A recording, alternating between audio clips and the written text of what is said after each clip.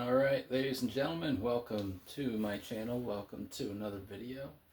In today's video, we're going to be discussing Matthew 18, 12 through 13, / Luke 15, 4 through 7. Logical perspectives on it. Right. And without further ado, I'd like to just get going. So, starting with verse 12.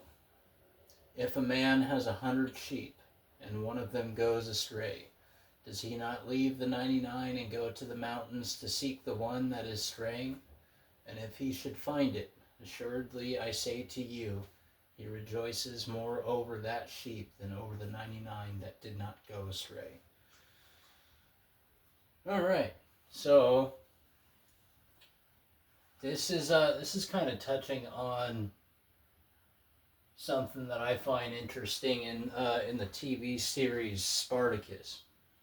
Right, I believe it is towards the end of season 2, Spartacus Vengeance. Right, they're up on Mount Vesuvius, and some events transpire, and ultimately Spartacus ends up saying, if a single life holds no value, then none are of worth. And so, if you take that shepherd, that man in this equation, right, and he has those 100 sheep, and he has an attitude of, well, if the one goes astray, leaving the 99, and that one's over here, you know, the 99 are over here to the right and the one's down here in the bottom left. If he has the attitude of, oh well, you know, I still have the 99, might as well not look for that one. I mean, yeah, it's partially true. He still has the 99. He still has plenty of sheep. But if he carries that attitude inside of him of, just that single sheep doesn't matter, I've got the many right here, then that attitude will and does continue on into, when another one comes over here, right? Another one goes astray. And now there's 98. Oh, well, I still have 98. There's only 2 that are gone, not worth looking for. Well, when does it become worth looking for? Right? If it's valuable, then losing one's going to be worth, you know, going and seeking to find it. Because eventually, if you carry that attitude of, well, it's just one sheep, or it's just one person, it's just one sinner, it's just one sick person, it's just one liberal, it's just one Republican, you know, that got hurt, went astray, fell down, can't get back up, eventually there's not going to be any left. Or at least that attitude will carry on into that scenario, leaving the shepherd eventually with nothing but a big old goose egg. Of course, it's not logical to sit there with an attitude of,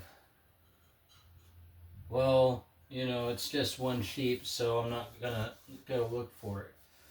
And at the same time, if he starts off with those 100 sheep, right, and he loses one to down here, you know, that puts him in a bit of a deficit where he now has less than he did have in the beginning. And so when he does get that one sheep back, right, because his emotions were essentially brought down, you know, what goes down can come back up, and when it does get back up, it's usually stronger, right?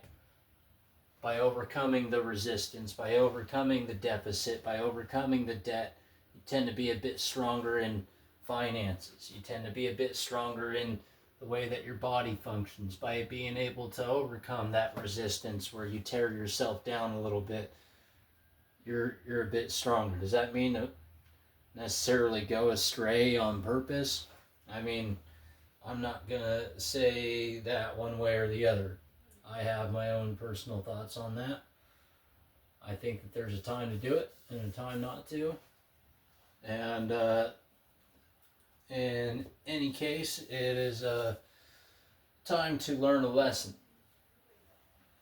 But so the logical perspective boiled down to its simplest form is if a single life doesn't hold value, then none are valuable. Period. Right?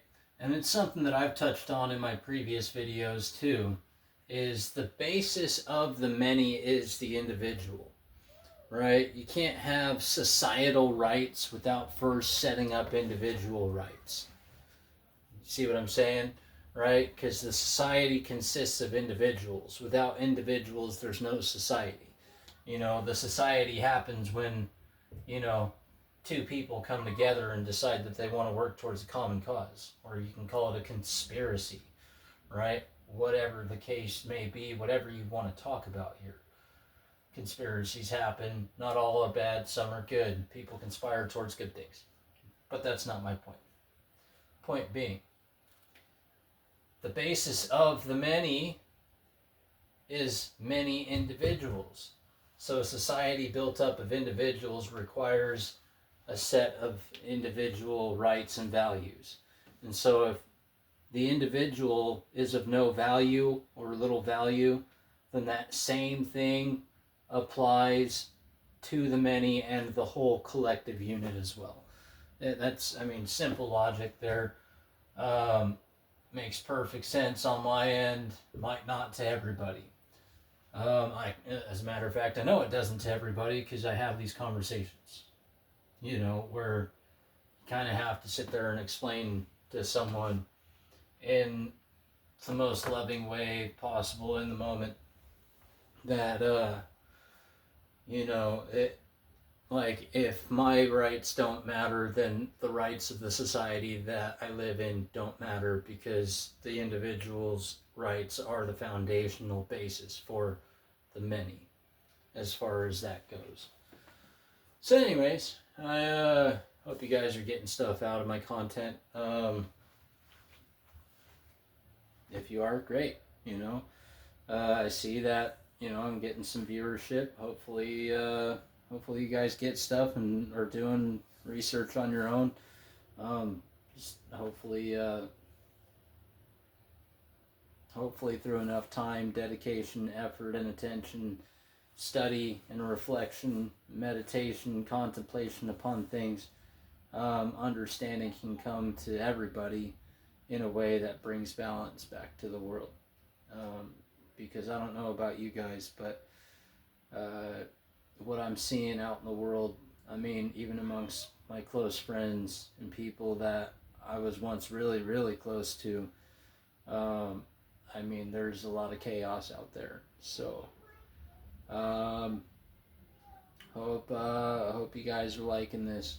Hope you guys are working towards, you know, that holy trinity of truth, love, and freedom, rather than falsehood, hatred, and slavery, bondage, you know, being bound by something else, sealed and put in a coffin, you know, subject to jails, institution, and near-death experiences the way I used to be.